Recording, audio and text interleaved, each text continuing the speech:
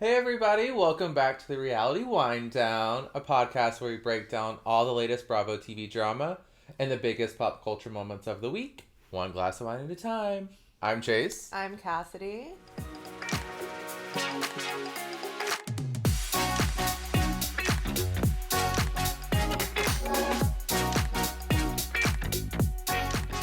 And how are you? I'm good. I'm here and I'm ready to fuck shit up.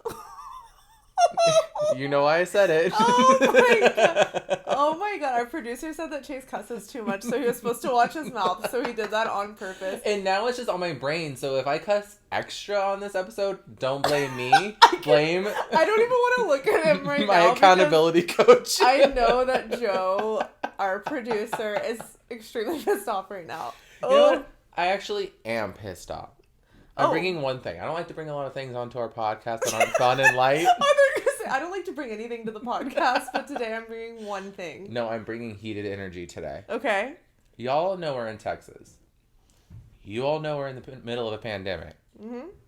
And if you've watched the news, you've heard that we no longer are required to wear a mask. We have 100% occupancy at restaurants, bars, clubs, whatever you want. And I just truly think this puts the most vulnerable people at the most vulnerable place at a time when you're all going through it. It's also my biggest beef with it is all the people who are out there saying like, okay, if you want to keep living scared, then you keep wearing your mask. No. It's science. I wear my mask to protect me and to protect you as well from spewing stuff. So you should have the same respect to wear your mask, to not want to spew stuff at me, and protect yourself as well. Like, it's literally science. I don't understand people who are like, I don't believe in masks. It's like, it's literally a fact. And my rebuttal to people that say, oh, it's not actually science. Like, people didn't believe this at the beginning. I'm like, great. Well, you know what? It's common decency. If the people, the greater... Every top mind within the CDC or people who are handling this pandemic are saying to continue to wear your mask. This is way too soon. Yeah. And we won't spend too much time on this, but we just had to throw it in because we're very angry and we will continue to wear our masks. But I just wanted to say one thing about it that I think that pisses me the most off is like grocery stores, which, you know, everyone has to go to. Everyone's very crammed into a grocery store. Grocery stores get packed. And that's just reality. That's what it is. The owners of these companies, the grocery stores, are saying, oh, we're not going to enforce the mask mandate because one chain, the biggest chain in Houston, not going to name the name, but if you're from here, you know, he said that the reason they're not going to enforce it is because even during the past 8 to 10 months of the mask mandate, they have over 2,000 incidences where people have tried to attack staff members, have yelled at them, have verbally abused them. So we said if there's nothing in place at the government, like at the federal level or the state level, sorry, they're not going to enforce it because it's only going to make their staff members at risk of like in danger essentially. That's insane. So and it's sad. Terrifying. It's like these companies don't have control because they'd rather just conform with what's going on because they don't want their staff members to be at risk. I didn't even hear I just that. had to bring that up because it just pisses me off. I'm like, these are the people that have gotten us through this time by stocking our foods, by getting our groceries, by being there for us, and now we're putting them at risk at not just the virus, but physical or verbal abuse. That's just disgusting. Like, what is wrong with people in the world? It's just that's where we're at. It is a cloth on your face. I forget I'm wearing mine 99% of the time. Exactly. I get in my car and I drive around, and I don't even know that I have it on. Exactly. So... We are at the... We're close. We're seeing the light now. 2 or 3 more months is not going to hurt you. I just want everyone listening to this, just, you know, think about other people. There are also it may some be major annoying. Spring break festivities that will happen over the next couple weeks where people won't be wearing masks, and it's going to be super spreader events, and it's going to be horrible. And just think about other people. And whenever you cough, it goes a long distance. That's all I'm saying. Exactly. So 100%. But we'll move on now back into our little safe Bravo verse, I would say. Our little reality TV verse with some hot takes. Do you want to jump into them? Yeah. I think the first one that we should talk about is Jen Shah's rant that came out. She was verbally abusing her staff. Who is it? It was her designer. Had it been one of her 10 assistants she has. Well, I think it was her designer, the guy that helps her with like the Jen Shaw dress collection. Well, she needs to watch out because these are the people that are making her looks great. What is she doing? I would imagine that he's the one that secretly recorded it. I don't think we know exactly who recorded the audio. Yeah. But it is, if you haven't heard it, like we'll try to maybe insert some of it on Twitter or something.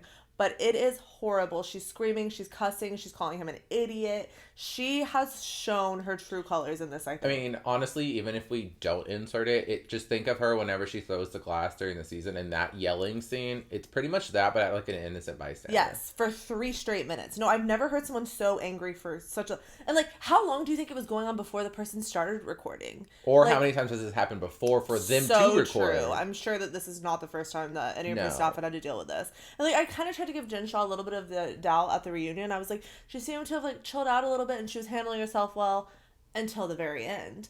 But I mean, if this is how she is in her day-to-day life, like it's not just for the camera. I will say one thing. We don't know when this was recorded, I don't think. True. So I'm not saying it's okay. It's horrible. But like, maybe she did see herself on TV and was like, I need to chill out.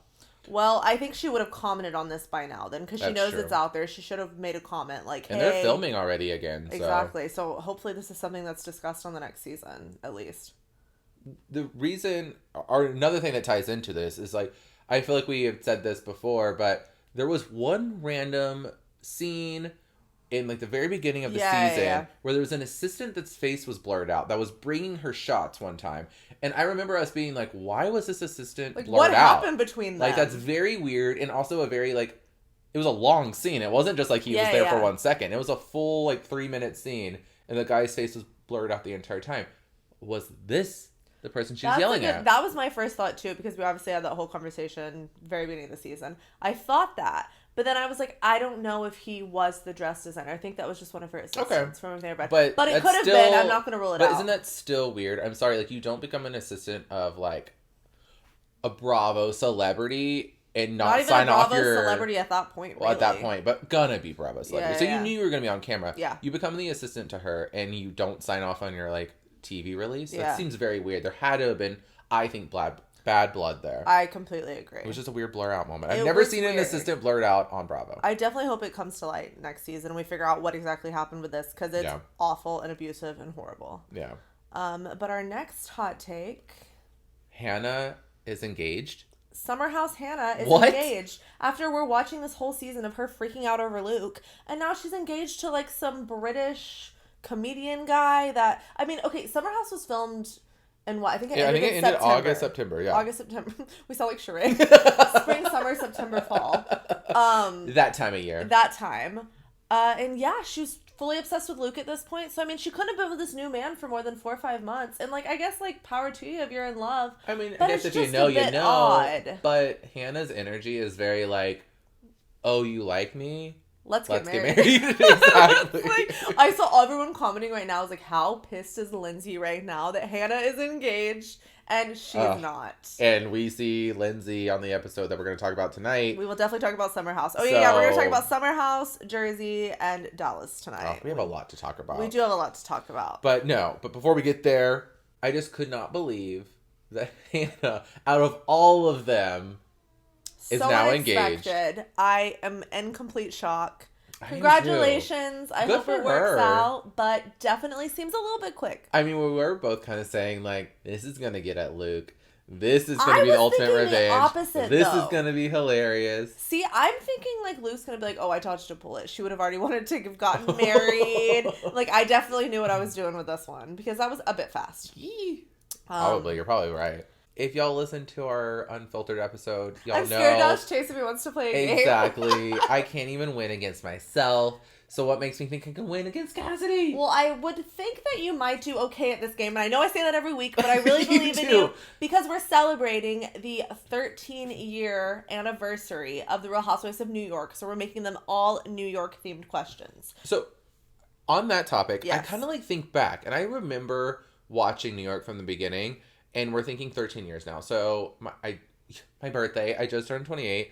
So, that makes me how old? 18, Why would 17, we 16, should have 15. done this math before. I'm like, who has a calculator? So 15. 15. Okay. So I definitely started watching it then. Like maybe season 1 right when it came out, you started I was watching gonna say, it. I don't know if I did exactly that time, but Okay. definitely in the first couple years. So that puts me in high school. And that puts me in like, I was in out of the closet days. So I was like taking myself back to that. Yeah. And I was like, wait, I do remember sitting in my room watching Housewives, like being like, oh yeah, Housewives are great. Yeah. You know, like I'm just watching their lives. This is like a documentary. What? Oh, this is crazy. These ladies are hot. By the way, I never had a deep voice, but like, these girls are hot. I'm watching it for that. You're like Biddy drama.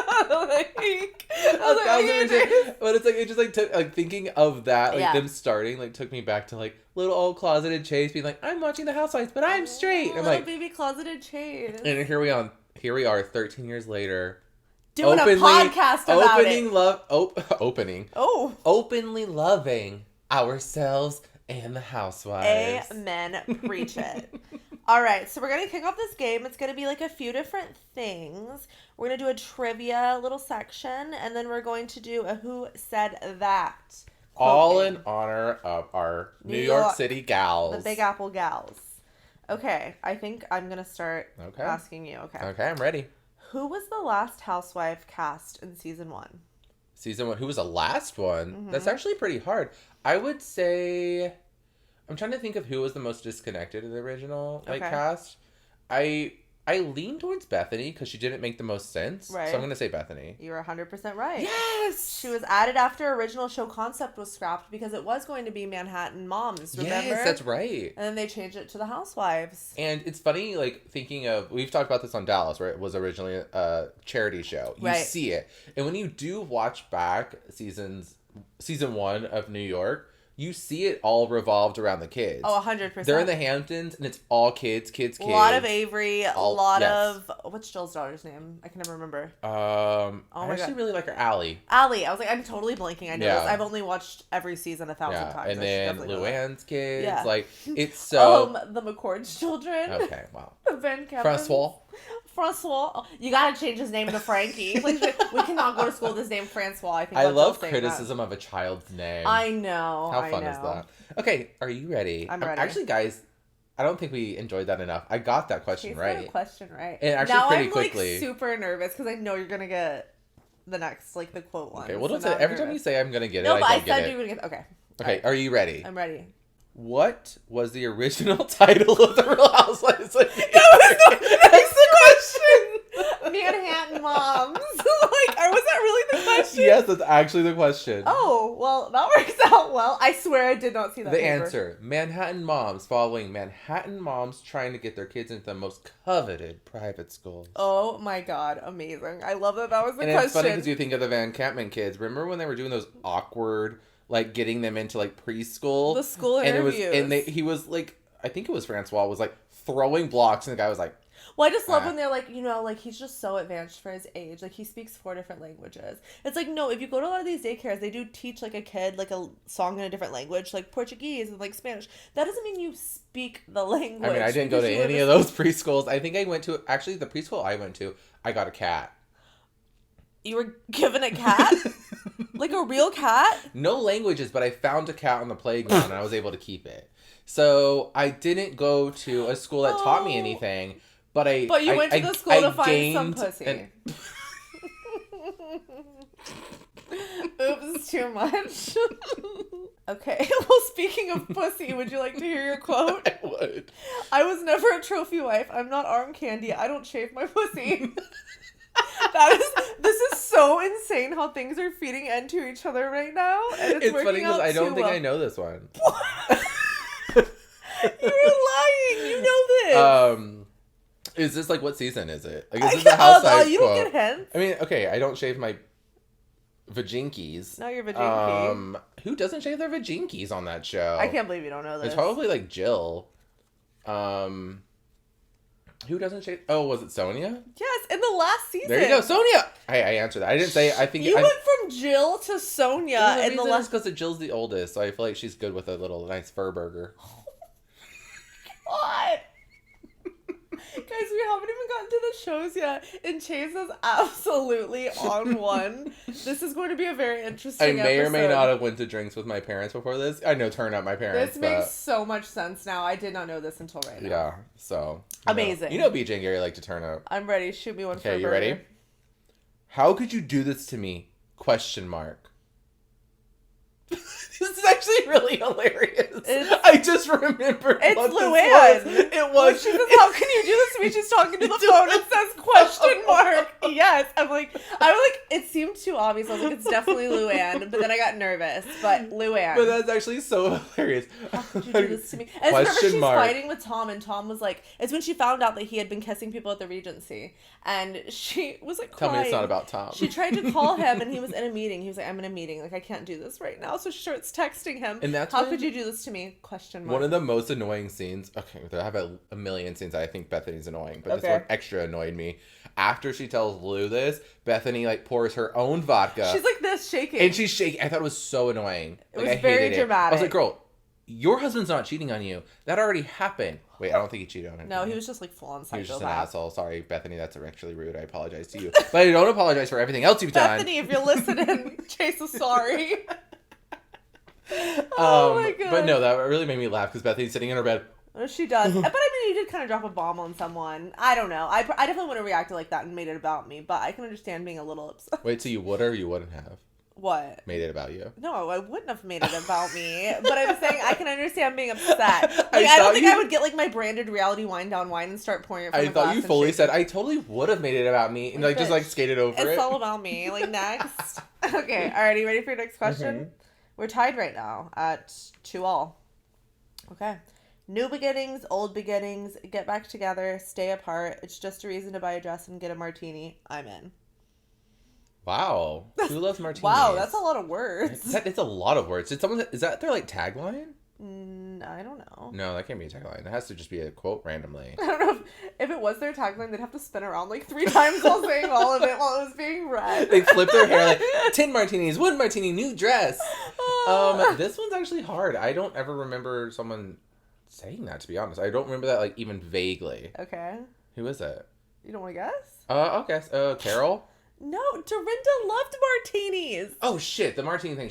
But I honestly never thought of Dorinda as a person that loves to get new dresses and new fashion. But I just don't see Dorinda as, like, new beginnings, new clothes, new this. The martini, though, should have set it off. The martini is what I got. The only reason when I read it, I was like, okay, martini. I used to fancy myself a dirty martini. Carol doesn't even drink. She doesn't. You know what? But she's a fashionista. Okay, who said this? Okay. This is so easy.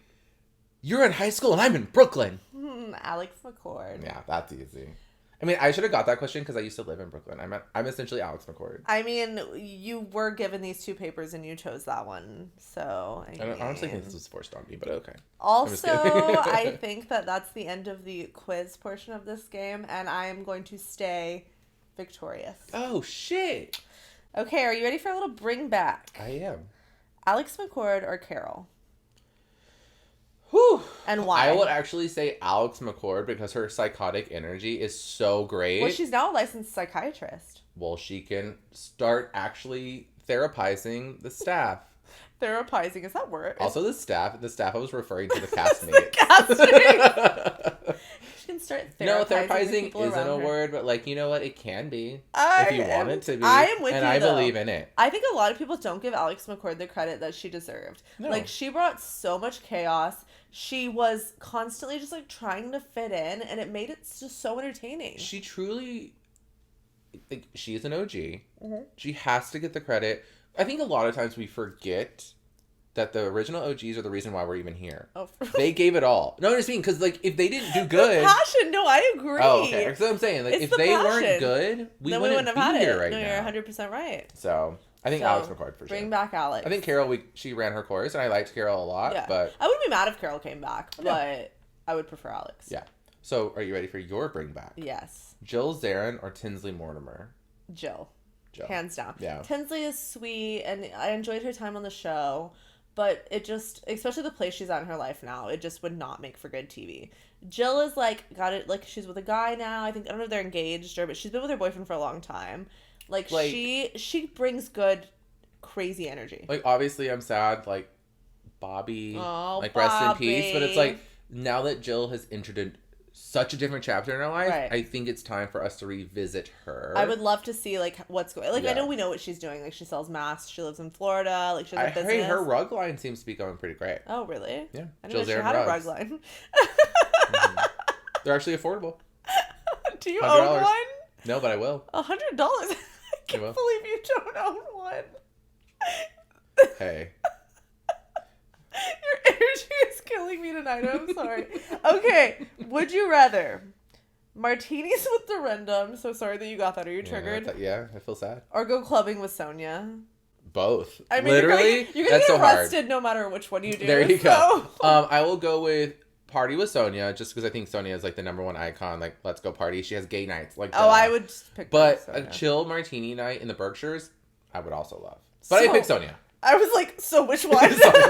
Sorry, no, but I like both of your. I like your thought with that. That's fair. So you have yours now. Okay. Would you rather have a photo shoot on the beach with Kelly Pinsimone? Oh God. Or go to boutique with John Medesian? Why are mine terrible and yours were good? I have no idea. Your remember you picked the card that you chose. No, you picked the one first. Boutique with John. I guess I'm doing a photo shoot on the beach with Kelly. I mean, sexy. Thinking Kelly about Jelly. Babyface. Baby Johan. But also, this kind of ties me back to a few episodes ago when I asked you, would you rather, I think, be Mario's mistress or fuck John Medesian? Uh-huh. And I think you just said, oh, actually, no, you wouldn't fuck John Medesian. I actually posted that on our polls afterwards.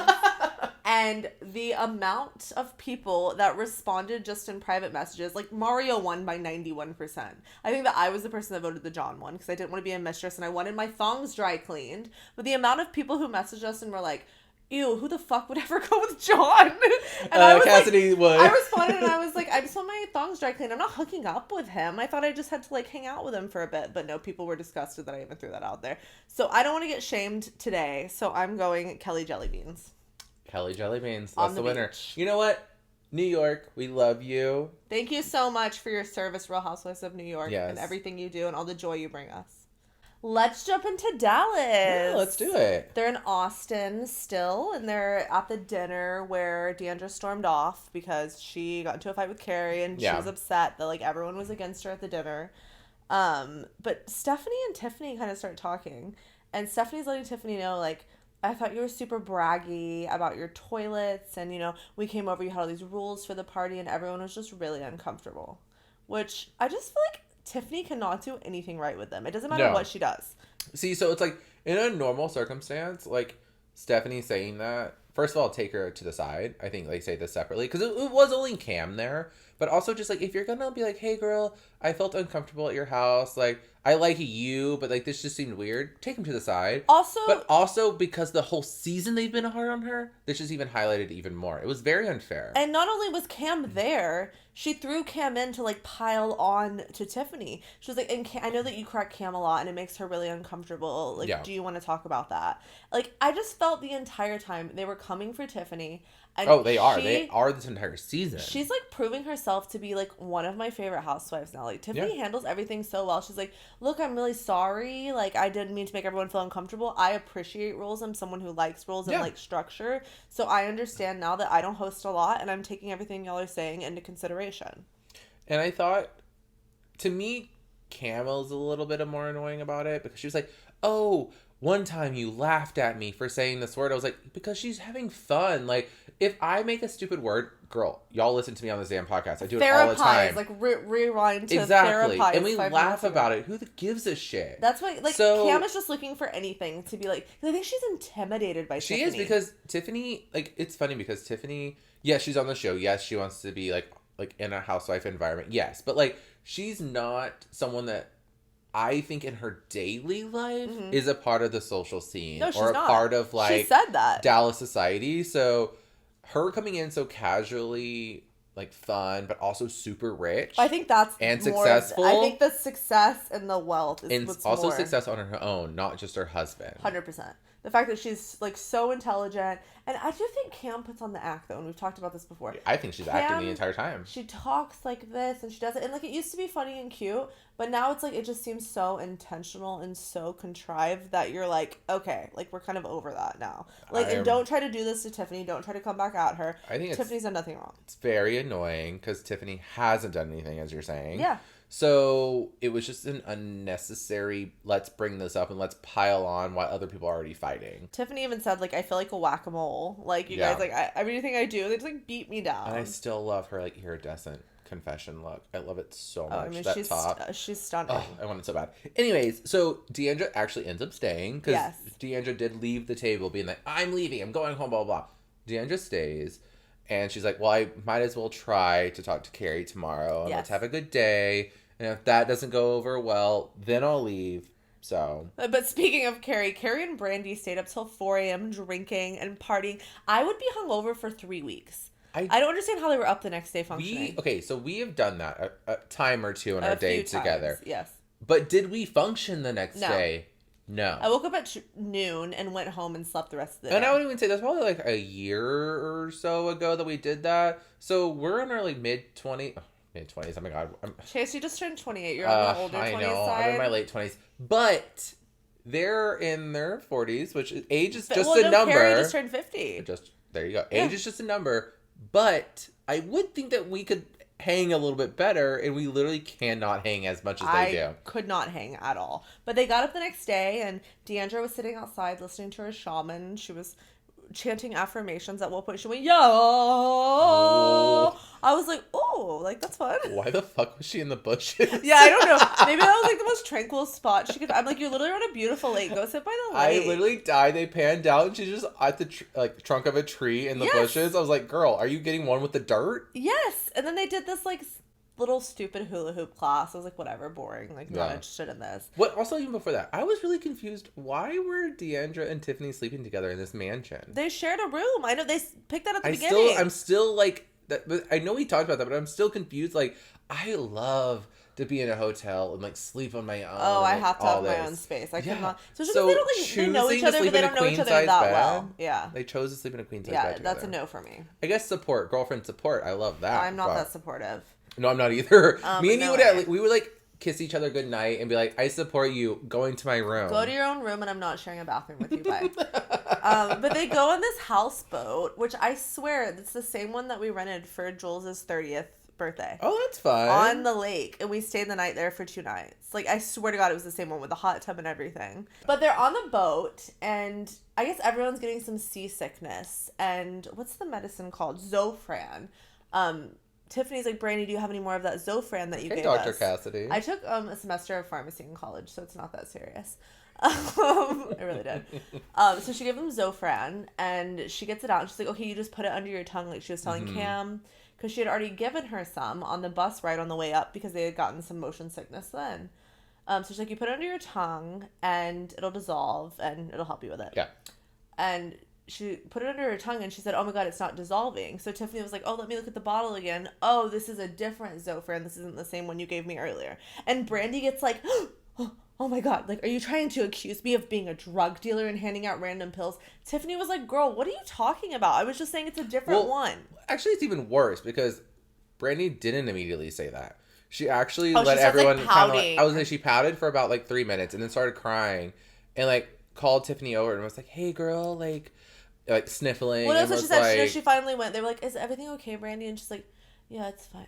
Okay, you know what? I'm just going to say it. Like, I feel like you were trying to imply that I was giving out pills and I was like a drug dealer, blah, blah, blah. No one thought that. What the hell are you? I didn't think that for a second. I didn't think that for a second. I was like, she literally was just saying it's a different pill that you don't put under your tongue. You swallow it with water. Boom. And sorry, done. Like, stop obviously Tiffany's going to like recognize it. She's, first of all, it's not dissolving under your tongue. Yes. Second, she's a doctor. So, like, she's going to... Those two things are going to give you a red sign like, hey, this isn't the same thing. But that's okay because I just asked you for a motion sickness pill. Brandi is trying to victimize herself to get sympathy. Thinking, oh, she's trying to create this narrative of like, oh, Tiffany is not nice to me. Because she's still, and I think Stephanie said it perfectly. I literally was just about to say Stephanie said it perfectly. What did she said? This has nothing to do with Tiffany. This is everything to do with Brandi.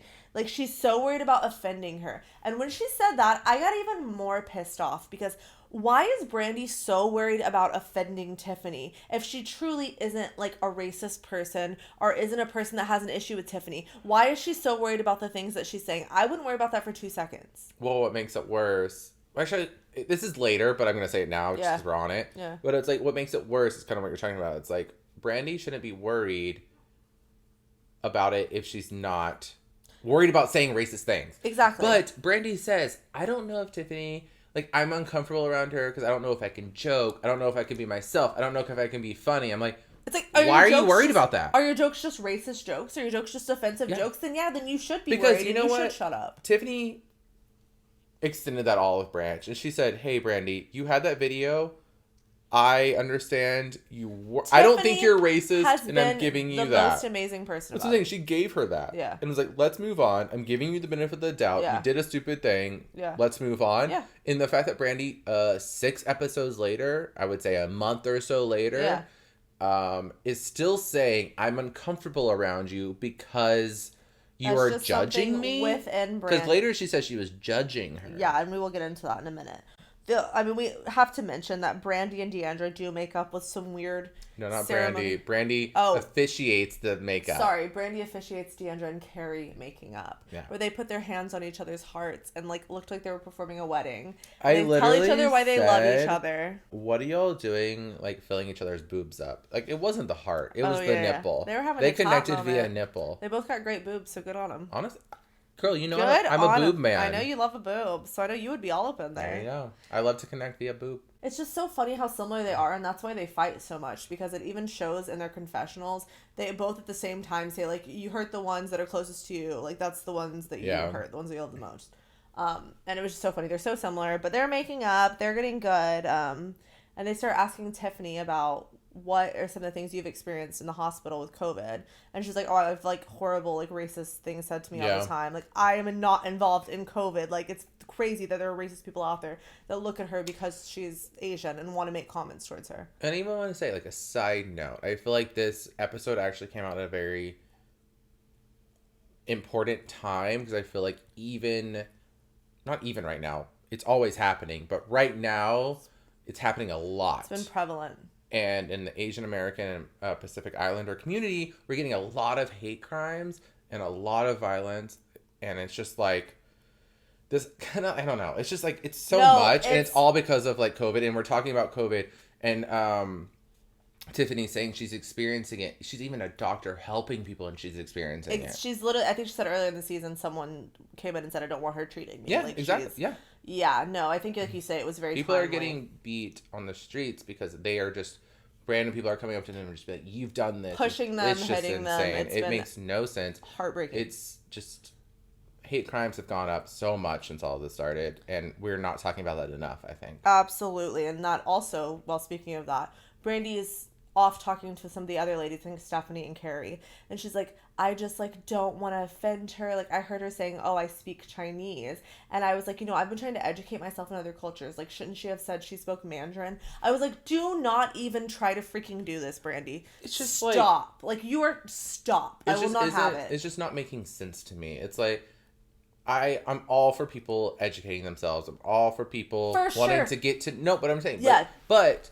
to be mad at someone because you think that they're saying something wrong about their own culture. Exactly, their own culture. Weird. You don't get to say anything. Weird. It doesn't make any sense. Brandi's trying to like make herself look good, and she's done the complete opposite. She looks terrible. I walked away from this episode saying I absolutely cannot stand Brandi Redmond. And I was going to ask you, do you think this is maybe why she kind of like alluded to her exit of the show? I think that, it's only going to get worse from here, and I think that's probably something to do with it, 100%. That's what I was thinking too. But yeah, then Cameron decides to do this little prank when they got back that night and do s'mores. Sit out by the fire. Love a s'more. Love a s'more, girl. She decided to have like a Texas Chainsaw Massacre guy run out and try to scare all the ladies, which I'm very in for this prank, and I love a prank. You know I love a horror movie. I was like, my favorite things are tying together. See, I hate a horror movie, but I love a prank. I just felt like Cameron really botched the prank, because the second he ran out, like, even though she kept saying, what's a girl? Girl, that's so frightening. That's so frightening. And she said it 3 times. She's like, That's so frightening. And the thing is, she talks like that always, so it like didn't even matter that she repeated it 4 times. But that was supposed to be the buzzword to the guy. I know, but they didn't even like notice. It really made me laugh though, because I was like, I know Cameron's always putting on her act, but the fact that the guy didn't even like click to her like being an idiot. Yeah, he just so good. I just also thought she really botched it because she literally, the second he ran out, they immediately were like, okay, LOL, just kidding. Like, I got you guys so good. I'm the prank watcher. I would have let y'all keep running for your lives. Yeah. Although Tiffany did literally crap her pants and she had to go to bed, which is like kind of, and I love that she owned it. She was like, yeah, I literally lost some bowel movements down there. And Stephanie peed. So we have a poop your pants and a pee your pants. And they went to bed. D'andra and Kary the next day are up, like, catching up on each other's lives and, like, you know, what's been going on with you, It was nice to see them get caught up and kind of rekindle their friendship. Yeah, and I actually liked, so they split up. So it was, like, D'andra, Kary, and was it Brandi? So they stayed at the house, and that's when they, like, kind of reconnected. They're like, hey, I'm sorry, like, I should have asked about your brother. I should have asked about your daughter. Yeah. They did that whole thing. But I really liked Cam, Stephanie, and Tiffany going on that hike. I know we were just saying how they really unfairly cheated her, and that's complete fact. But I did like when they went on this hike and they each kind of said their insecurity or their moment. And I feel like they really connected. But Tiffany even being like okay to go on this hike with just them two alone. Oh, for sure. Bigger person. To me like how she's like coming in, handling everything with so much grace. Mm-hmm. She is nailing it. Like she's like kind of queen of Dallas for me right now. She has handled everything I think so her well. And D'andra are having a great season. D'andra's having a bit of a chaotic season. But I think it's an interesting season. But it's been interesting. I would agree. But then she did say like, you know, she's meeting with her supervisor, letting her know like I'm trying to cut back, like I'm jealous of you guys that are like stay-at-home moms and like get to live that life. That's something I want more of. But then they go to dinner that night at the house, and Brandi, which we touched on earlier, she says, you know, I can't be myself in front of Tiffany. And Tiffany was like, have I ever led you to believe that I think you're racist? I've point blank told you I don't think you're racist. I think you're funny. I think you're a good person. Mm-hmm. Like, she's given her so much credit that Brandi, quite frankly, doesn't deserve in all of this. And that's going back to me saying, it was like, Tiffany already said, hey, we had this conversation. I understand why you're saying sorry. I understand this video came out. I don't think you were being racist. Yeah. I think it was unfortunate. But I'm going to give you this pass. Yeah. So let's move on. She gave her a pass. I don't know what Tiffany, like, you know, there's a lot probably going on. But it was like she gave her a pass. Yeah. Brandi is now taking that pass and blaming Tiffany for judging her. Brandi took that pass and shredded it. And is coming back to try to victimize herself and say, I feel like you're judging me all the time. And Tiffany's just like, I feel like she literally breathes. And then they're just like blah, blah, blah, blah, like going on Tiffany. I'm like, she cannot do anything right with Brandi. No. And if anything, I want Tiffany to get more of a backbone and be like, you know what? Like, if you're going to keep treating me like this, you know what? Maybe I do think there's something wrong with you. And I do think that you're racist because you're telling me that you can't make jokes and you can't laugh and you can't do this. Because what kind of jokes would you tell? And that's what we talked about earlier. But that's why it's all coming back now. Because like we got a little bit on that tangent a second ago, but I was like, now that we're actually at that moment, it's like, this is what I mean. It's like, Brandi's saying that, like, I'm uncomfortable in front of Tiffany. I don't know how to joke in front of Tiffany. I don't know how to be myself in front of Tiffany. It's like, why is that a problem? If you, like, Tiffany wouldn't care if you're being an idiot, if you're being an asshole, if you're being belligerent. She doesn't care about that. She just wants you to be racist. That's what's, like, very interesting that she says, you know, like, Tiffany says, I think you're a great mom, you're a great dancer, you're a great person, you're a great all this. But what do you think of me? Cut into scene. Episode, end of episode, ... to be continued. But I love that reverse. Oh, 100%. But in the trailer, I don't know what Brandi's going to say because Tiffany goes back to her room and she's crying and Cameron, like, is it because what Brandi said? But also... So, I don't know. I would say even if Brandi says something really nice about her and it's like, you're an amazing mom, all of that. Let's just say that. I don't think that's what's going to happen. I don't think so either. But even that, imagine how overwhelming it would be that you're, again, the only person that's at the center of everyone's target. Yeah. In the sense of being uncomfortable. I don't think everyone's coming at her. No. But I think Brandi saying this and no one really standing up to Brandi to be like, Brandi, you need to calm down. Yeah. Not even calm down because she wasn't being uncalm. But it's like, you need to redirect this energy towards yourself because you're putting this on Tiffany. It's Yeah. not on her, it's on you. 100%. And no one said that, so I think Tiffany was just overwhelmed in general. Well, someone needs to be Brandi's mirror because she has no self-awareness. So I think it would take Stephanie saying that to her. I was about to say, I think Stephanie should be her mirror. Stephanie's doing a disservice to her quote-unquote best friend, as she calls her, by not calling her out on this. Because if, like, it was one of us, I would fully expect you to slap me in the face and be like, what the hell are you doing? Yes. And right back at you. And I do think Stephanie and Brandi are best friends, but I think that almost clouds the judgment. Because it's like, we have such a history, I'm not calling her out, but that's not the right thing. No. Like you're saying, it's even more of a reason. You're doing a disservice. Exactly. And Stephanie is saying it in her confessionals, but she's not saying it in person. I think she's looking back in hindsight, and then she's like reliving, like, we I know should have. Confessionals are filmed later, so she's saying it later. And I appreciate at least Stephanie saying it, but it's not enough if you're not saying it to her in the person. I completely agree. And I'm very much looking forward to next week's episode to see what Brandi says to Tiffany. Me too. Well, that's Dallas. It is Dallas. So now that we have Dallas out of the way, do you want to get into a little New Jersey? I absolutely want to get into some New Jersey. I'm going to start by saying, how is Lexi one of the first people we see on this episode? She is full on, like, cooking breakfast, housewifing it up. Like, I wrote the same thing. I wrote down, is Margaret's assistant Lexi a housewife now? She's full on cooking breakfast with Melissa and chatting like the wives do. Verbatim what I wrote down. I do want to say, we do not look at each other's notes at all. Yeah. And I said, how is Lexi one of the first people we see at the beginning of this episode? It's getting weird. Yeah, it's getting weird. Like, who said that? Why am I thinking of that? I don't know, weird. But I said it about Lexi. When Nene leaks whenever she gets the watch from that guy, and she goes, "It's getting weird." Like that's like but takes that Rolex to the bank, baby. But what did she say? But I still got to get this watch. Bitches is bad. That's like my favorite clip ever of all time. Housewife universe. Nene. Thank you for your gifts, Nene. It is funny that we wrote down the same exact thing, and like I said, we don't talk about our notes beforehand. No. But I also thought that too. And I was like, that is very, very interesting. I feel like they're really trying to work her in there. I don't know if it's necessary, but I guess she's okay. She fits in fine. It's nothing against Lexi. It's just very weird that Marge's assistant, who we've seen for multiple seasons, is now such a fixture in the show. 100%. It just throws me a little bit. I'm like, okay, is she a friend of? Or is she a housewife? I think maybe she is getting paid as a friend of. Oh, she's definitely getting paid. If you're on camera, you're getting paid. Why do you think Marla's been around this long? Oh, very true, very true. But she's like on as a friend a lot. But okay, valid. We'll see. But Teresa is at breakfast and she's like, I apologize to Jackie. She needs to apologize to me now. Flashes back to Teresa's apology where it was like, you know what, I'm sorry, but if you knew it, then why are you so worried about it if it's not true? Like, her apology was so happy. It's not an apology. No, it wasn't an apology. And Dolores did say in her confessionals, I'm loving Dolores. Like, she's giving me voice of reason vibes. She says, don't get mad over this rumor, Jackie. You should be mad if you go home and your husband's like, yeah, it's true, and pieces out. Which is fair. And this is why I like Dolores right now, because she's going hard on Jackie, but she's going just as hard on Teresa. She's not blinded by her friendship. She's not a person that's gonna like pick sides. Like, she picks the side of truth. Yeah. And in this case, there really is no truth that we know of. So she's going against both of them, let's say. Very true.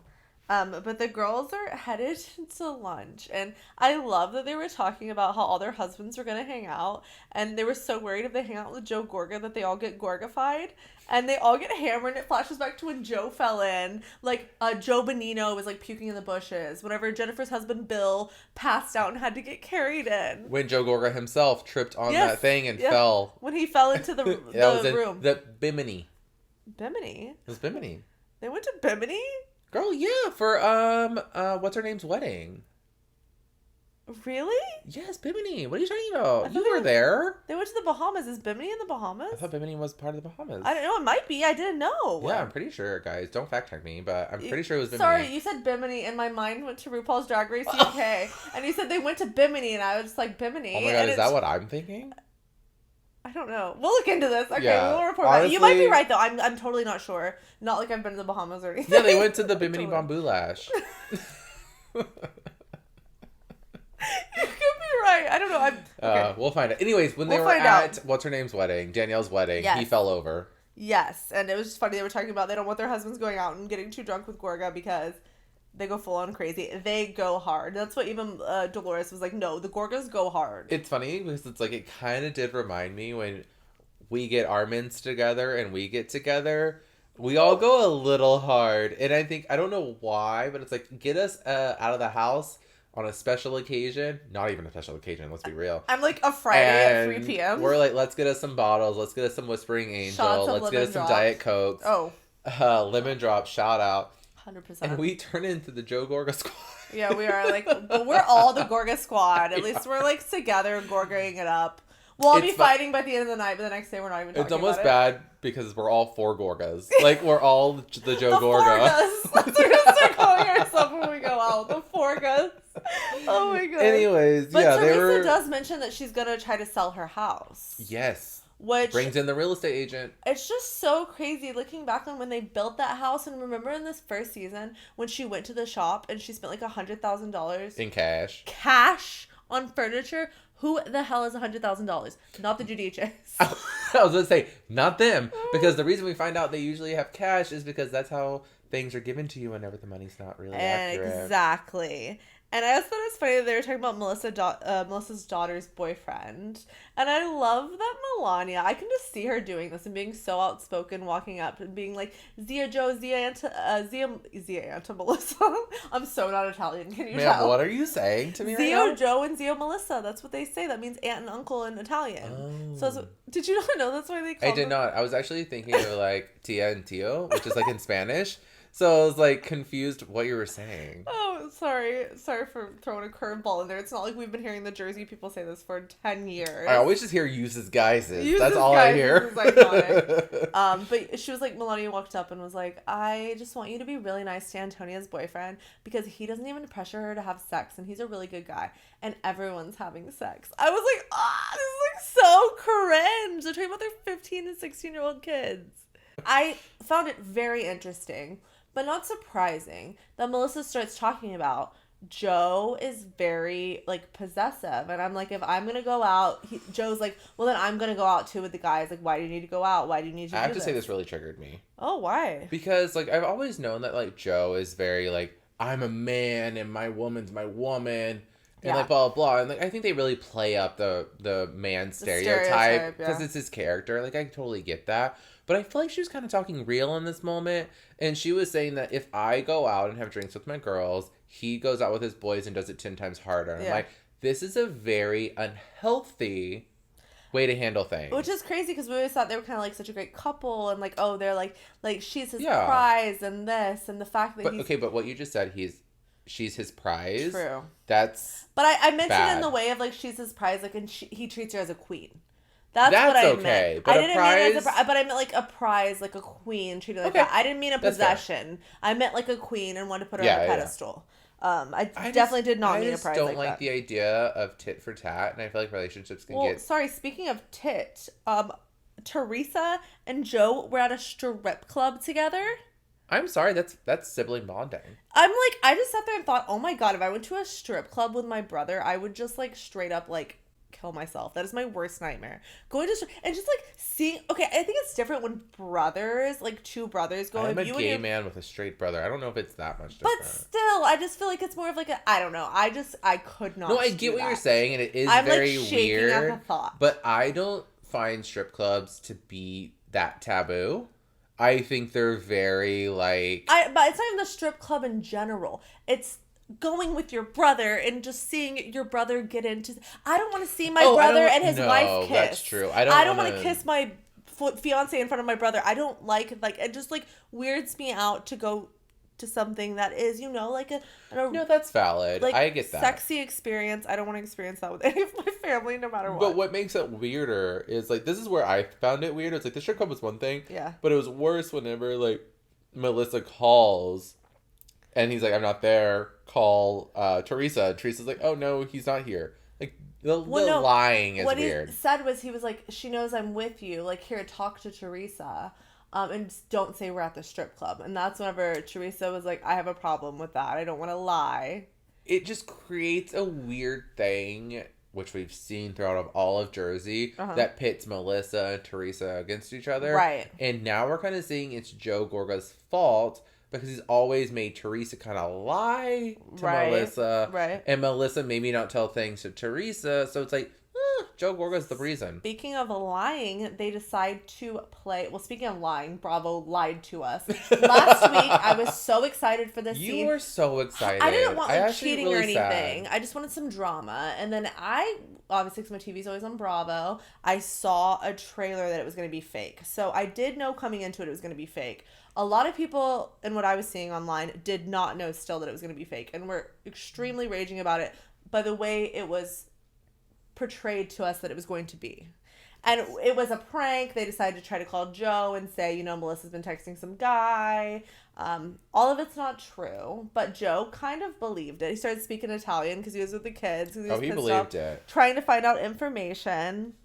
But Teresa's lying skills were bone apple teeth. I don't know. I think it was Marge was like, I've never seen a pathological liar lie better than Teresa. And I was like, I think this embodies Teresa perfectly. And I always don't give Teresa credit for. I'm always like, I don't think Teresa's that smart. Like I don't know, that scene, I was like, damn, she can lie. I don't think it takes smarts to lie. I think it takes some form of intelligence to be able to manipulate people like that. And she was manipulating the hell out of that. Well, they clearly have manipulated people because they manipulated people out of money for a long time. So true. See, but I always said that was more Giudice I than still her. don't think she did that. I agree. Take that back. Winky wink a little bit. But they do say, Joe, you've been punked. It's not real. And he was just like, sigh of relief. Okay, whatever. You guys are annoying. But they get back to the house and the girls are all pretty wasted. And Melissa fell in the door. Whispering Angel alert. And they started drinking Whispering Angel. I was like, blink, blink, blink. Whispering Angel has entered the chat. I mean, they don't call me Cassidy Whispering Angel Smith for nothing. Like, I freaking spotted that. It's funny because we don't call her that. Oh. Just kidding. Like, I don't know why you're going to put me on blast right now, but okay. I'm going to start calling myself that. But Melissa is like calling Joe and chatting about, the guys are all getting together. But there's some shady stuff brewing on the balcony. Okay. Jennifer and Dolores are talking. And I think Jennifer brings up, and she's like, just so you know, that Michelle, that lady that's Teresa's... Oh, shit. The real estate agent. She came up to me at the party, and she was like, Joe Gorga owes my husband, like, tens of thousands of dollars. He did an event with him, and he never paid him. And he also brings up, which we talked about before... Yes! The fake kitchen remodels and, like, home remodels that...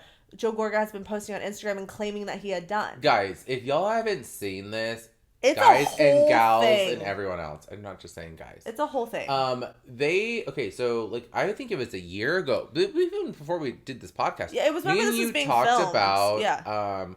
There was an Instagram post specifically that I'm going to talk about. That was Joe Gorga that did. He was like, "This is my finished remodel of this house," and he showed a before and after. And someone commented on the post and said, Joe, this is my custom build that we built the ground up. Yeah. It's not real. Yes. Like, he was trying to claim. That's what, like, and it never has made much sense to me. I'm like, how do these people have so much money? He's a scammer. And they're never, like, working or anything or doing any of this. He likes to always say he is. He's had restaurants. He's had construction companies. He's had, like, dump truck companies at one point. Like, there are things that just don't make sense. So the fact that he was doing that was crazy. Well, what they don't want to say, which I think is what we always forget, they make a hefty salary for being on TV. That is floating their lifestyles. But you can make a hefty salary from being on TV. They're still only getting tops a couple million a year a season. Couple $1 million a year in Jersey? It's expensive. But their house is on the market for $2 million. Yeah, they kept slicing the price, like slicing and slicing. There you go. Slicing. They can afford their house if they live in their means. They don't live in their means. That's the point. You can't have everything Versace dripping from your head to your toes. Everything's designer. You're driving these big fancy cars. You're doing this. I'm sorry, like, if you do an event with someone, you owe them $10,000 and you're making millions and millions and millions, then that's nothing to you. But that's what I mean. It's like, this is what's fucked up about it. It's like, TV's paying them millions of dollars. That's not enough. No. But speaking of the guys and speaking of Gorga, they're having a guys' night, and it would not be an episode of the Reality Wind Down when Jersey is in season if we didn't talk about our dream man, Frank Catania, Big Ham Linky. He got a piece of sushi. He put about 10 pounds of wasabi on it and ate it. I was like, oh, my icon. Why are you doing this? I love it. He never tried it before. I was just curious what was coming out the other end later that night. He also ate the worm from the bottom of the tequila bottle or mezcal, whatever they were drinking. Which one has worms? Mezcal or tequila? I think tequila. The tequila. Anyways, he also drank that worm. But I found it very interesting that at this, Joe Bonino said he's heard these rumors before about Evan. He said at any time of any given day, there's 10 women in my house working, and they do not talk quietly. So I have heard this before. So maybe Margaret has heard this rumor before about Evan. And I do believe Margaret has, because the thing is, Jennifer had said in previous episodes, everyone hears rumors about everyone in this cast. That's the reality of being on reality TV. 100%. You hear rumors constantly. So I think he was alluding to that because Big Ham Linky's, right after that, said, I have been out with Evan many of times, and Evan has never done anything. But I'm not saying Evan has done anything, but why would he be so stupid if he was going to do something to do it when he's out with his... Boys, that's when you do it. That's when not when you're out with your boys that are best friends, that your wives are all best friends. That's You're different. right. It would be, if he was going to do that, and I'm not saying he has it all, it would be with a different group. But I kind of just think, and this is not for every situation, but I do think, like, when someone is a cheater and they cheat, there's a little inklings everywhere. So if you're going out on a boys' night and you're getting drunk and you're around a bunch of women, and the women in Jersey know the Jersey men's housewives. But there's or the Jersey men of the housewives. There's a difference between being a cheater and then having an affair. Those are two very different things to me. You're right. If you're a That's serial cheater true. that goes out and will bang anything that walks, that's different. If you're someone who, like, falls for someone and has an emotional affair and you start having a girlfriend on the side, that's a very different thing. You're right. And they're both awful. They're equally as shitty. I think like, an affair is actually worse. It's almost worse when it's emotional, but physical is also horrible. But Ham Linky did say, let's go around the table and everyone say, like, do you think Evan's been faithful? And, like, Frank was like, I'll go first, yes. And then Gorga was like, yeah, I think so. Bill said yes. And Joe Bonino, he still has this inkling. He was like, 99% yes. I mean, 99% is a lot. Right. But I still feel like he's heard more than he's willing to say at this table. Still, like, I don't know if I'm just, like, naive or innocent or whatever, but I believe that Evan didn't do anything. I just have so many issues with, like, Marg and Melissa are sitting outside, and I think they call Jackie, and Jackie's like, Evan works in finance. This is gonna, like, this is so crazy. This is gonna hurt his reputation. Well, that makes no sense. And I was like, do people in finance not cheat? And I tweeted that, and someone responded, and she was like, some of my best friends work as bartenders in the financial district. Like, they cheat the most, I bet. You should hear, no, 100%. She's like, you should hear the stories that come out of that. So it's just like, I feel like this whole thing, Jackie has just been about reputation.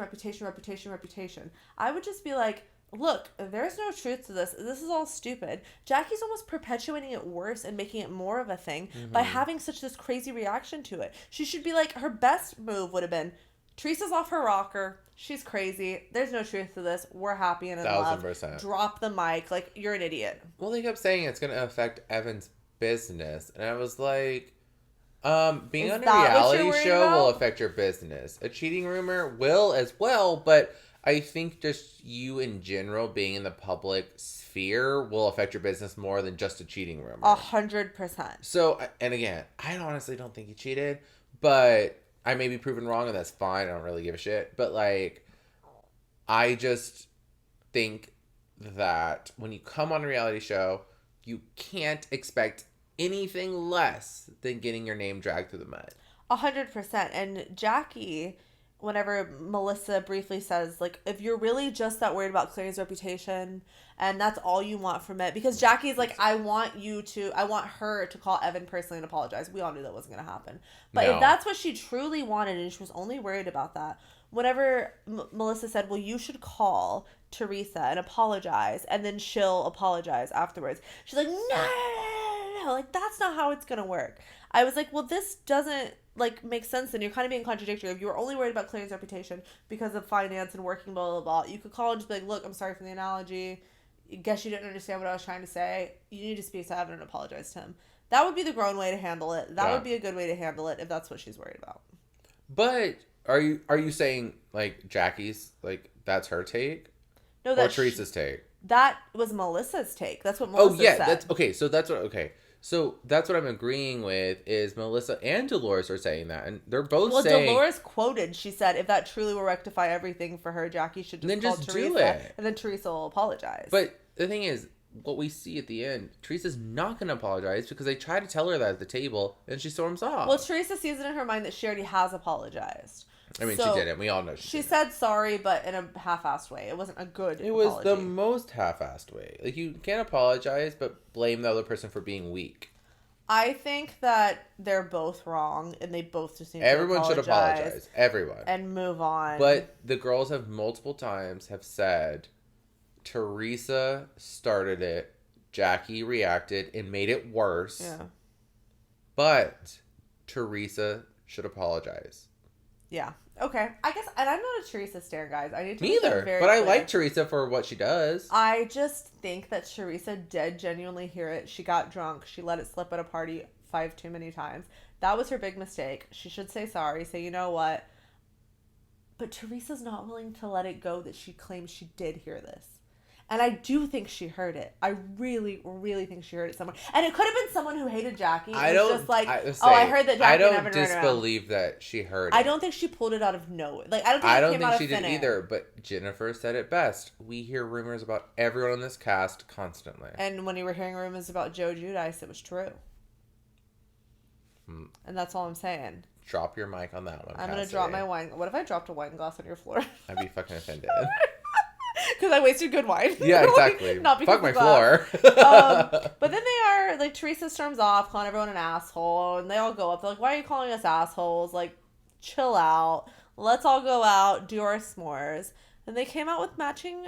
Actually, your sweater right now kind of looks like That's why I wore it. I was obsessed with all the tie-dye. I'm actually pissed off at you right now because, guys, I have the same sweater. We got them at the same time. We should have worn it together, and then we could have been, like, our little Jersey moment. This was a last-minute decision. But theirs had an ADK on it, which I was like, what does ADK mean? Well, they were all given by Marge. I don't know what ADK means, but Marge gave them as gift baskets. She researched. She did her research. Oh, you do know. It's for the Adirondack Mountains. Oh, my God. And that's where Lake George is. That's so cute. She's coming with facts, guys. Oh, my God. But I even wrote in my notes, I'm obsessed with all the tie-dye.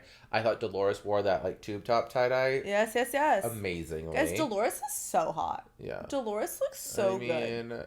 Can I just get her and Big Ham Linky back together? I would love. All we're after in life. But I will say this episode also involved s'mores, just like Dallas. And that's why we have titled this episode today, we just have to say full circle moment, please, sir, can I have some more? That is, I love to say, please, sir, can I have some more? Like, we don't usually think of titles beforehand, but that one was just like too perfect to pass up. And Cass is like, vision. Can I say it in Jules' accent? And I was like, of course you can. I like to do it. That's how I make fun of Jules, because he's British. And I'll say, please, sir, can I have some more? And he gets so annoyed, and I love it. But speaking of England also, we kept trying to figure out where in the world Lexi is from. But she did say in this scene, she said the biggest thing we have in England is a badger, when they all got up and ran. So I guess she is a badger. British, a badger, but like she doesn't have like a regular British accent. Okay. I know we talked about this a couple times and we have not Googled it at all, but we're finding out, and next episode we'll come back with where Lexi is from. Yeah, sorry, we keep talking about this and we still haven't done the research. I mean, I hate typing. We will end Jersey on that note. We will come back at you next week with where Lexi is from, because the burning question that nobody asked. This not as Housewife. I'm going to message Lexi if I can't find the research. Maybe she'll come on the podcast and tell her lineage. Oh my God. The content you never asked for, but we're going to give you. Honestly, I aspire to give y'all content y'all never asked for, but y'all secretly want. Well, that's Jersey for this week. That's Jersey. We did want to talk a little summer house this week. We did. It's obviously a bit more of a somber note. Carl's dealing with the death of his brother, which is absolutely heartbreaking. And you see him going through this episode. You ride a roller coaster of emotions, and it's almost seeing it captured, like from the moment he found out throughout his day, everything he's dealt with. It was just so heartbreaking and such like a. You would have thought that it would have made everyone in the house drop their drop their like bullshit, like drop everything. Like, we just need to be there for our friend Carl, and we need to, whatever he wants, whatever support he needs, that's what we're here for. But it did not stop these crazy people from continuing on with their day and fighting. Like, no, it's Summer House. Those bitches only think of themselves. Yes. And this whole entire episode is filmed within a day. Yes, by the way. that's what needs to be really emphasized. This was all in one day, this episode. And it was Lindsay's birthday. And, you know, she was having something planned by Stravy, her boyfriend. He kept saying, you know, I'm excited. Like, it's also our 1 year anniversary. I've planned something super special for her. Obviously, we're dealing out with the fallout from Amanda and Hannah getting into it last episode. Amanda throwing a plastic cup at Hannah. Very dramatic, mind you. Yes, it's very dramatic, but also Hannah was very dramatic. I do agree with you completely. I just have such a hard time either getting behind Hannah or Amanda in this argument. With both of them, I'm just constantly like, I don't really like either one of you. Does that bad? I was gonna say the fun thing about Summer House is like I actually don't stand behind anyone. Yeah. So when the Except drama, Carl this season. Yes, we were a new Carl stan. He's new Carl. So like Sierra, I respect him. And Sierra's great. And Sierra's too new to really know or hate, but I've liked her so far, so I don't have judgment. She's been a real voice of reason. The past cast, I have never loved and I've never hated. It's very, like, when they do shit, I'm either for it or I'm not. Yeah. And in this case, not for Hannah, not for Amanda. Yeah. But slightly more for Amanda, because I will say, Amanda and Kyle have a shitty relationship, and I stand by that. Yeah. But when you're in a relationship and someone comes for your relationship... If I was Amanda right now, I would have thrown a glass at you for even saying that comment. There you go. And I stand by that, because if you come from my relationship, no matter what... I'm coming for your ass. You and Joe are terrible together. Yes, and I still fight for it. Just kidding. I wanted you to throw a glass at me. No, but I get the sentiment where it's like, if you're coming for my relationship and you're coming for my man and you're coming for me, I come for you double. And I believe in that. I would understand that, and I do understand that, so don't get me wrong. But on the flip side, Amanda has like cried to them so many times about Kyle. That's also true. So, but you shouldn't use that against your friend as ammunition. So that's not cool at all. But being a friend, don't you think? Okay, so this has not happened with us. Just saying that. It's an analogy. It is an analogy. It's hypothetical. Don't judge us for it. But say if I continually cried to you for let's just say once a week for a month. I think this was like 2 years with them. 2 years. Fine. Say you cried for me every week for 2 years. Yes. And you were my friend, and you stood by me, and you supported me, you did everything. Unfortunately, as a friend, you still have to stand by someone when they decide to reconcile with someone. Well, that's the truth of a friendship. You can tell them what you think, but you ultimately support them if they're not being abused and there's no abuse in the relationship. I totally agree. That's the only problem. But I think Hannah's side of it is like, but then Kyle started going in on Hannah. Oh, so Kyle should never. You're right. Like, this is another thing taking away from this episode, and we already knew this. Kyle gets way too involved in his fiance's drama. He needs to just let them work it out. Like, he should have never sat on that table and be like, Hannah, what do you do? Hannah, you said you take out the trash. How do you do? If he wanted to have a private conversation, be like, Hannah, like, I know you said you're gonna take out the trash. Like, it hasn't been taken out lately. Would you mind just doing that? Because I'm doing like all the dishes or whatever. That would have been a different situation. He sat on that table in front of everyone. I'm sure Hannah felt embarrassed and called out. Yeah. So like, what are you doing? The trash, blah, blah, blah, like went in and in and in. And then finally she was like, why are you coming at me? Like, stop coming at me. Why are you trying to start something right now? It was just the catalyst of all of it was Kyle getting in everyone's business. Kyle sometimes drives me nuts. I think it was Sarah also was like later whenever I think it was Amanda went down to Hannah and was like, we need to have this conversation. Yes. Kyle was upstairs like kind of worked up, and I think Sarah was like, hey, let the girls fight. Like, that's their problem, not your problem. But it's almost like he dropped a nuke and then they got in a fight and now it's created all of this. Yeah. So, like, he literally has, like, tornadoed it, and it's not a good look on Kyle's part. No, it's never a good look on a man's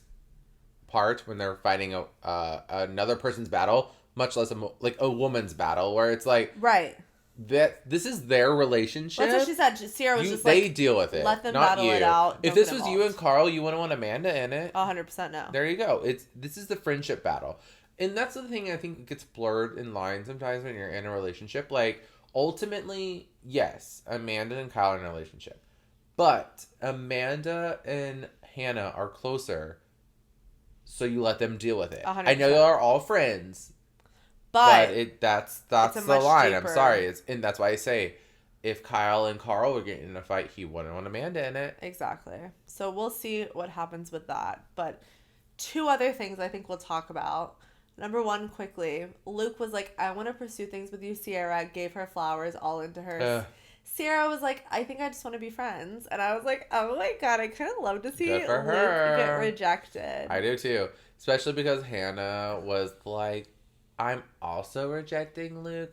We are friends. Even though Hannah has not rejected Luke. She still loves him, but I appreciate she's trying. Luke rejected Hannah, and now Hannah is trying to, like, spin it around and be like, well, I don't want to be with him anyways. It's like, girl, if you had the choice at that moment, you would have been all up in his bed. I think so, too. With him. Oh, I know so. We're all weak to a hot man. I'm sorry. She was in love with him. She would have gone with him. If he had come in the house, she was so ready for him to come in the house. She's like, I can't wait to cuddle him and hug him and love him. Obviously, didn't work out. But the other point that we have to talk about is Lindsay Hubhouse being a full-on ungrateful psychopath. Yes. Like, okay.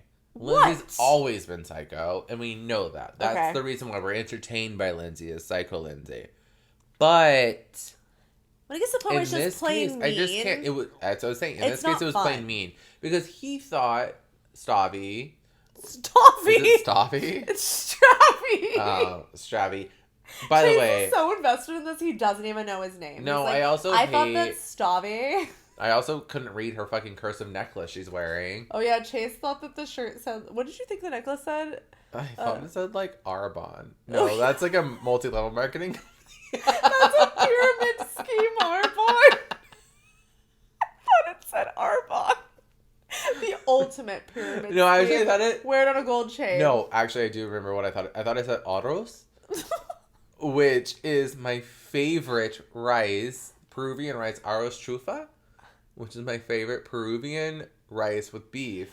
And I thought she was... Man, that's so cultured sitting next to me. I thought she was rocking so my favorite dish in Peruvian culture, but yet it was Stavi. You give me so many good ideas. Now I want to get you a necklace that says Aro. I would love that. It's actually my favorite fucking dish. Oh my God. Anyways. Put it on a t-shirt. Like and subscribe if you would buy it. I'm totally kidding. But no, it says Stravi. But he decided, he was like, it's our 1-year anniversary and her birthday. I want to do a dinner for her, set it up outside, order from the place that we went on our first date. Obviously, it's freaking height of COVID. That's so cute to me. That is such a cute idea that he even thought to do that and go through that, like, process. Set it up so cute outside of the table, the wine, he got the glasses out, he did everything. And Lindsay was not having it. She mad the entire time. She, like, was like, I guess I'll just sit here and eat my fish and chip. And he finally said, have I done something wrong here? And she was like, I just wanted something special, and I thought that you would do something more. I said it at that moment. She wanted a proposal. She thought he was going to propose. She thought she was going to propose. On their 1-year anniversary at this dinner. And I don't want to bring it down, but this is also the same day that Carl's brother passed away, and Lindsay's over here expecting the world. And I'm sorry, like, Stravi still did everything he could do, but this is a somber day. I'm not saying that had to ruin Lindsay's birthday. Also because Carl is like her best friend. Did she really want a proposal on that day? Yeah, no. exactly. No. Well, in her mind, I genuinely think she did. She probably did. I agree with you. She did, but like, it's not okay. She got up and stormed off, and she went and was like complaining about it to like Danielle, and Stravi is like, I'm done. I'm out. I'm packing a bag. I'm getting all the stuff I can get. I'm leaving this house. I'm not doing this anymore. Drop the mic. Yeah. I am like, don't blame him. I would have done the same thing. Well, because that's why I say it ends, because we see the preview, and Lindsay's like, did he leave? Yeah. And they're like, yeah, we packed his bags with him. Yeah. So he won't be back because obviously COVID protocols. Honestly, he can't just leave and come back. I agree with him. I completely. All day. She acted so ungrateful. It was so disgusting, and I'm not into it. Me either. Well, I think that was Summer House for the week. And I think that's all of our episodes for this week. Oh, that was like really fun. I had a good time today. I did maybe have a couple. I didn't have one glass of wine like I said at the beginning. I probably have 5. I think 5 is also conservative. He's probably had 8, and it was worth every drop. I'm like, join us 8 glasses of wine at a time. That's why I always say I'm like 1 or 2 or 3 or 4 or 5 or 6. Like, who knows? Who knows where the night takes us? Honestly, right? Cheers to that. Love you guys. Cheers.